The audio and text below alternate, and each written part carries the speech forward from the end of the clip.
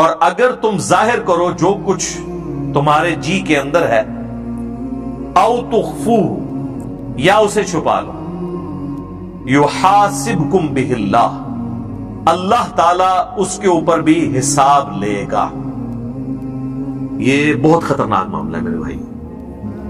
یہ قرآن حکیم میں ایک ایسا مقام ہے جہاں پر اللہ تعالی نے دل کے گناہ کے اوپر گرفت کرنے کا بھی اندیا دیا ہے۔ یہ چند آیات میں سے ہے جو قرآن حکیم میں جن کی تفسیر بڑی مشکل ہے اور اس کے بارے میں کافی اختلاف پایا جاتا ہے۔ اب بخاری مسلم کی کئی احادیث ہیں، مثلا بخاری اور مسلم دونوں میں ایک حدیث ہے کہ اللہ کے محبوب صلی اللہ علیہ وآلہ وسلم نے فرمایا کہ اللہ تعالیٰ نے میری امت سے جو دل میں آنے والے خیالات ہیں نا، ان سے درگزر فرما دیا ہے، جب تک کہ وہ اس پر عمل نہ کر لیں یا اس کو اپنی زبان پر نہ لے آئیں۔ یعنی جو وسوسہ دل میں آیا، گناہ کا وسوسہ یا بدعقیدگی یا کیسی بھی چیز، کوئی شیطانی بات، جب تک اسے ایگزیکیوٹ نہیں کر لیتے پریکٹیکلی یا اپنی زبان پر نہیں لے آتے، تو اللہ تعالیٰ نے میری امت سے اس کو درگزر فرما دیا ہے۔ اب یہ حدیث بخاری میں بھی ہے اور مسلم میں بھی، ظاہر ایک مضبوط حدیث ہے، ٹاپ آف دا لسٹ 2 کتابوں کے اندر ہے۔ تو اس حدیث کی بنیاد پہ بعض مفسرین کا خیال ہے کہ یہ آیت ہی منسوخ ہے قرآن کی، کہ جی اللہ تعالیٰ دل میں آنے والے گناہوں کے اوپر بھی گرفت فرما سکتا ہے، کیونکہ حدیث میں جو آ گیا کہ اللہ نے معاف کر دیا ہے، لہذا یہ آیت منسوخ ہے۔ حالانکہ ہمیں کوئی حدیث اس بات پہ مجبور نہیں کرتی کہ ہم قرآن کی کسی آیت کو منسوخ مانیں، اور اس میں بڑے بڑے مفسرین نے ٹھوکر کھائی ہے، پرانے بزرگوں میں سے بھی اور آج کل کے بھی۔ میں نے اس کے اوپر کافی غور و تفکر کیا تو میں اس نتیجے پہ پہنچا کہ یہ قرآن حکیم کے ساتھ علمی خیانت کے مترادف ہے اگر کوئی شخص اس آیت کو ان احادیث کی بنیاد کے اوپر منسوخ مانتا ہے، کیونکہ کئی اور احادیث ہیں جن میں ہمارے پاس وہ رزلٹ بھی نکلتا ہے جو اس آیت کے اندر بیان ہوا ہے۔ تو میں کوشش کروں گا کہ میں اس کو بریف کروں اس حوالے سے کہ یہ جو دل کا اللہ تعالیٰ نے معاملہ گرفت کے اعتبار سے بیان کیا ہے، اس کے کیا معنی ہو سکتے ہیں۔ تو غور و تفکر کرنے کے بعد میں اس رزلٹ پہ پہنچا ہوں کہ یہ جو اللہ تعالیٰ نے فرمایا نا، وَإِن تُبْدُوا مَا فِي أَنفُسِكُمْ أَوْ تُخْفُوهُ يُحَاسِبْكُمْ بِهِ اللَّهُ، چاہے تم اپنے جی کے خیال کو ظاہر کر دو یا جی میں چھپا کر رکھو، اس میں بھی اللہ محاسبہ کر دے گا، پکڑ فرما لے گا۔ اس کے 2 معنی ہو سکتے ہیں۔ ایک تو یہ ہے کہ دل کی نیت کے اوپر اللہ تعالیٰ گرفت کرے، کہ کسی نے نیکی کا کام بظاہر تو بڑا اچھا کیا، دل میں ریاکاری کی نیت تھی، تو اللہ تعالیٰ اس دل کے خیال کے اوپر گرفت کرتے ہوئے اس کی نیکی کو 0 سے ملٹیپلائی کر دے گا۔ تو یہ تو مسلمانوں کا اجماعی عقیدہ ہے کہ ایسا ہی ہوگا۔ اور دوسرا معنی یہ ہے کہ دل میں آنے والا ایسا وسوسہ جو جان بوجھ کر لایا جائے،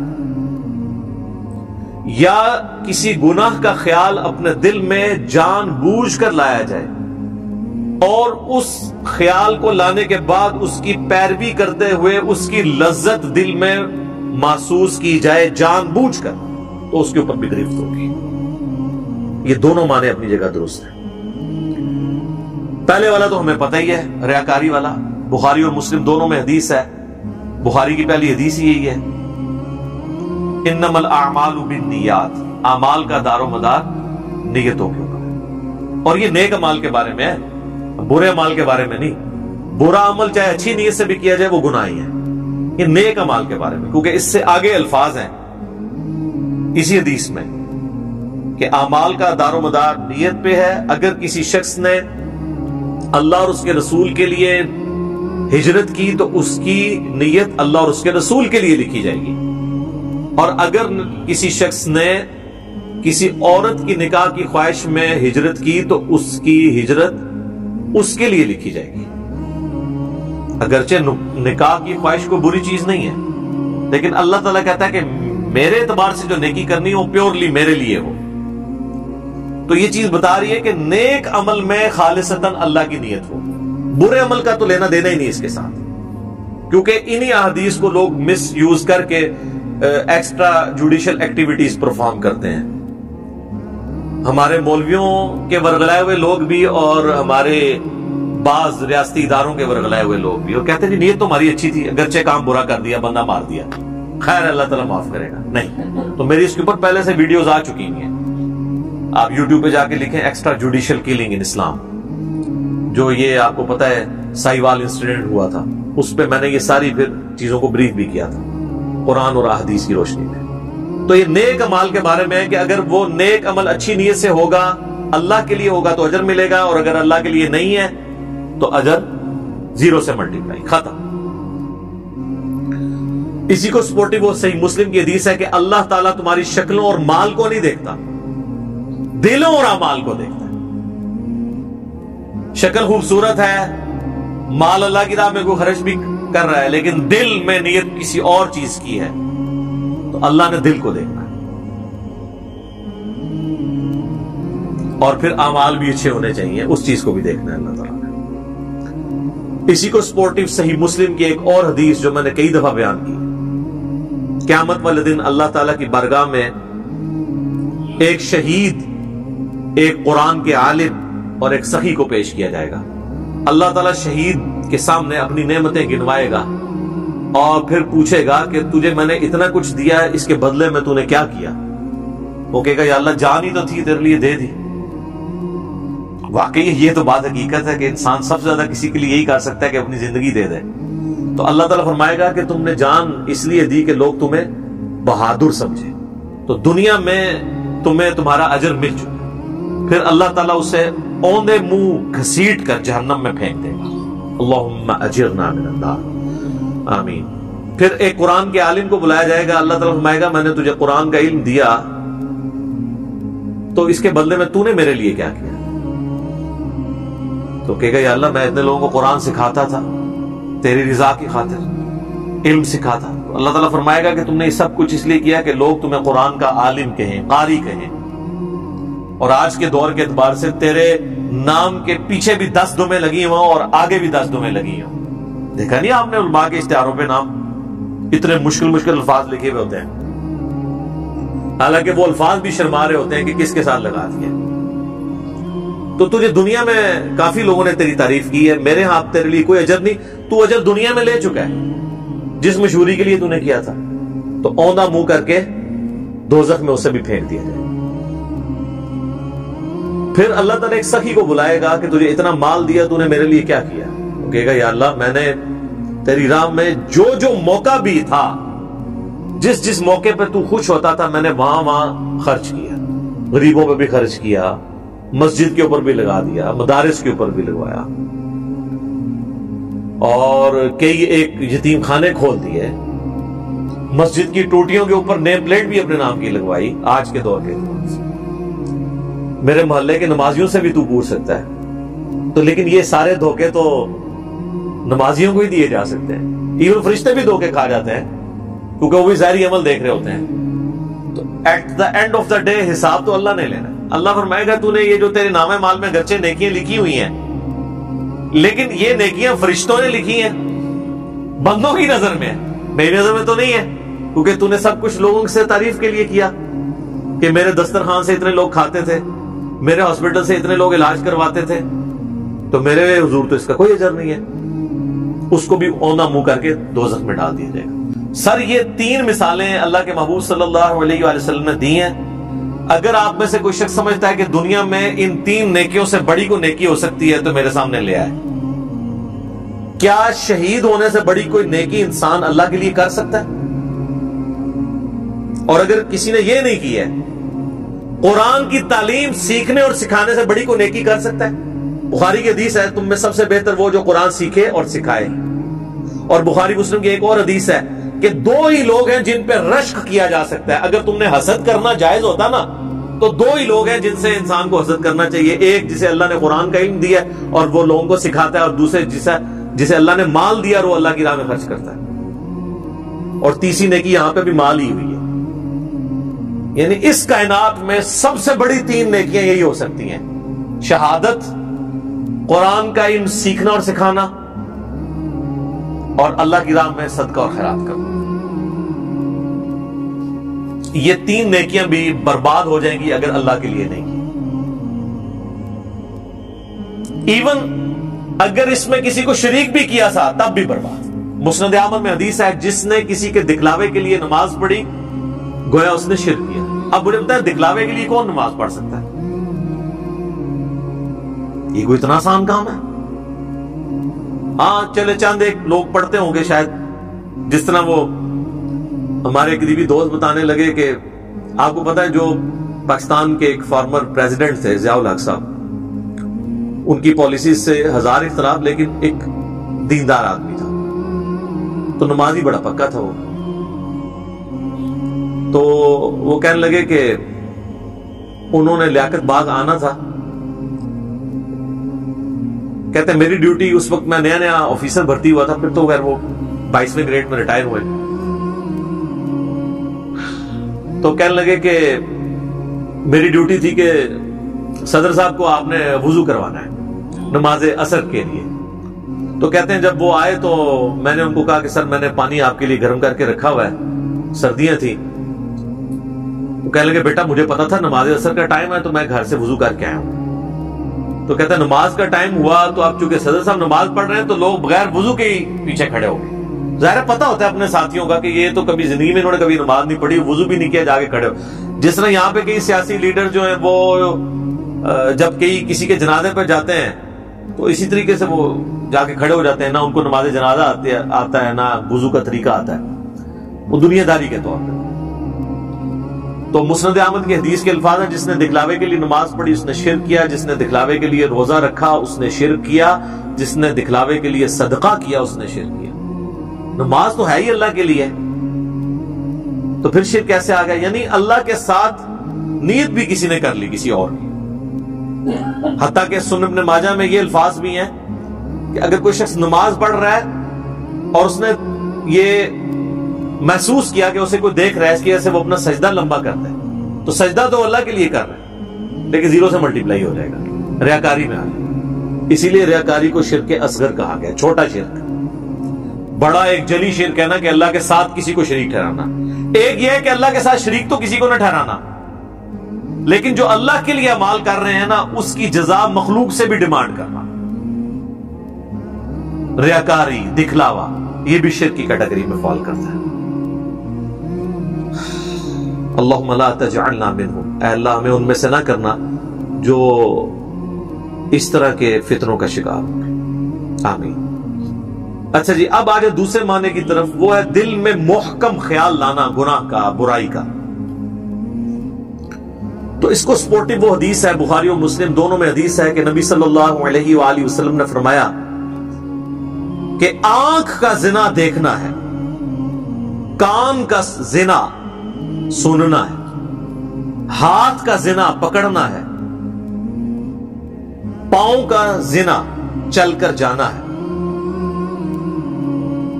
اور نفس یعنی دل تمنا کرتا ہے اور شرمگاہ اس کی تصدیق کرتی ہے۔ تو وہاں پہ نبی علیہ السلام نے ایک ایک جو عضو ہے نا اس کی برائی کا ذکر کیا اور نفس کا بھی ذکر کیا۔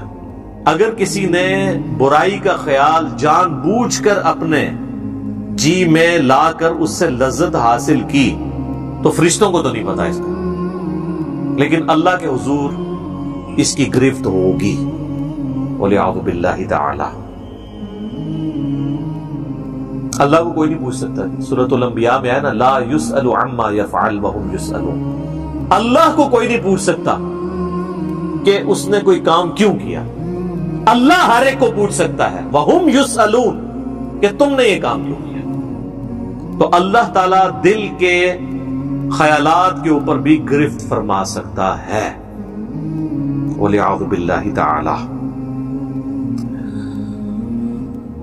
البتہ وہ حدیث اپنی جگہ ایک تسلی والی ہے بخاری اور مسلم میں کہ اللہ تعالیٰ نے میری امت سے دل کے خیالات کے اوپر درگزر فرما دیا ہے جب تک کہ اس پر عمل نہ کر لیں یا اس کو اپنی زبان پر نہ لے آئیں، یعنی دل میں آنے والے وسوسوں کو۔ لیکن اس کو بھی اسی اعتبار سے سمجھنا ہوگا کہ یہ بھی وسوسے وہ ہوں گے جو خود بخود آ ہیں، جو جان بوجھ کے لائے جاتے ہیں نا، وہ سب اس کیٹیگری میں نہیں آئیں گے۔ بہرحال اللہ تعالیٰ کی رحمت کا ایک تقاضا بھی ہے، وَكَتَبَ رَبُّكُمْ عَلَى نَفْسِهِ الرَّحْمَةَ، جو سورۃ الانعام میں ہے کہ اللہ نے اپنے اوپر خود سے ایک چیز واجب کر لی ہے کہ میں ہر حال میں رحم ہی کروں گا، جو بخاری مسلم دونوں میں حدیث ہے کہ میری رحمت میرے عرش پہ، میں نے اپنے پاس ایک عبارت لکھ لی تھی مخلوق کی پیدائش سے پہلے کہ میری رحمت میرے غضب پر سبقت لے جانے والی ہے۔ یہ برابر بھی ہوتی نا تب بھی ہمارے لیے مصیبت ہو جاتی، اسی لیے کہتے ہیں نا کہ اللہ تعالیٰ سے عدل نہیں مانگنا چاہیے بلکہ اللہ تعالیٰ سے اس کا فضل مانگنا چاہیے۔ اللہم انی اسألک من فضلک ورحمتک، آمین۔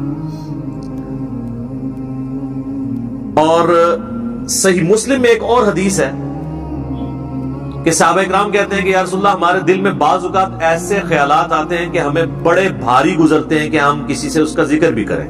یہ اکثر لوگ پوچھ رہے ہوتے ہیں نا، دل میں جناب وسوسے آتے ہیں، نماز میں بھی بعض لوگوں کو آ جاتے ہیں، تو آپ صلی اللہ علیہ وآلہ وسلم نے فرمایا کیا تم واقعی دل میں ایسے خیالات محسوس کرتے ہو؟ ان کا یا رسول اللہ ایسے ہی ہے۔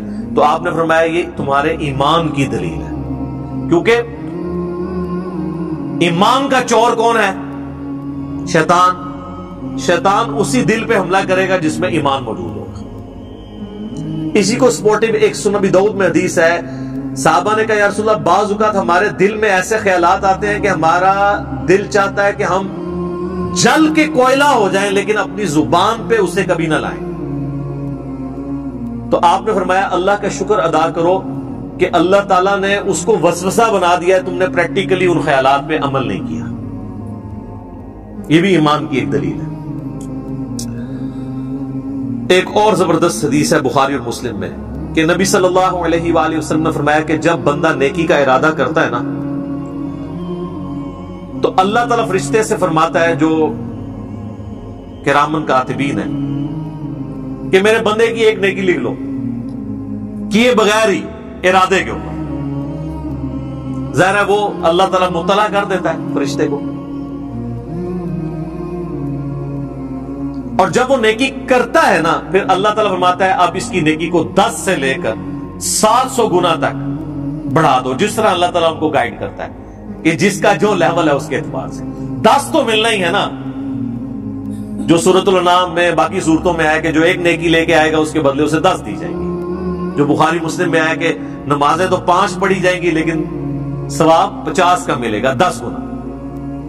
اور جب میرا بندہ برائی کا ارادہ کرتا ہے تو اللہ تعالیٰ فرماتا ہے کہ اس کی برائی نہ لکھو کیونکہ صرف اس نے ارادہ کیا، اور اگر وہ برائی سے رک جائے تو اللہ تعالیٰ فرماتا ہے ایک نیکی لکھو کیونکہ اس نے برائی کو جو چھوڑا یہ بھی ایک نیکی ہے۔ یہ ہے وہ وَكَتَبَ رَبُّكُمْ عَلَى نَفْسِهِ الرَّحْمَةَ، اور تمہارے رب نے اپنے اوپر خود سے واجب کر لیا ہے، یہ بات تقدیر میں لکھ دی ہے کہ میں نے ہر حال میں رحم ہی کرنا ہے۔ سبحان اللہ وبحمدہ سبحان اللہ العظیم۔ تو اور جب وہ برائی کرتا ہے تو پھر اللہ تعالیٰ فرماتا ہے کہ اس کے بدلے ایک ہی برائی لکھو، نیکی کے بدلے 10، برائی کے بدلے 1۔ بخاری و مسلم میں ایک اور حدیث ہے کہ شیطان انسان کے جسم میں خون کی طرح گردش کرتا ہے، اور مسلم شریف میں حدیث ہے کہ ہر انسان کے ساتھ ایک جن ہے شیطان، چونکہ شیطان جنات میں سے نا، جو اسے برائی کی طرف بلاتا ہے، اور ایک فرشتہ ہے جو اسے اچھائی کی طرف بلاتا ہے۔ صحابہ نے جرأت کر کے پوچھا یا رسول اللہ آپ کے ساتھ بھی؟ تو آپ فرمایا ہاں میرے ساتھ، لیکن اللہ تعالیٰ نے میرے ساتھ جو جن اٹیچ تھا اسے میرا مطیع کر دیا، اب وہ نیکی کے کاموں میں میری مدد ہی کرتا ہے، یعنی وہ بھی مجھے نیکی کی طرف لگاتا ہے۔ یہ پروٹوکول صرف پیغمبروں کا ہے، ما ضل صاحبکم وما غوا، تمہارے نبی نہ کبھی بہکے ہیں نہ کبھی بہرا چلے ہیں۔ صحیح مسلم میں ایک اور حدیث ہے کہ ایک صحابی نے حضور کو شکایت کی کہ یا رسول اللہ میں نماز پڑھتا ہوں تو مجھے برے برے خیالات آتے ہیں، وسوسے آتے ہیں۔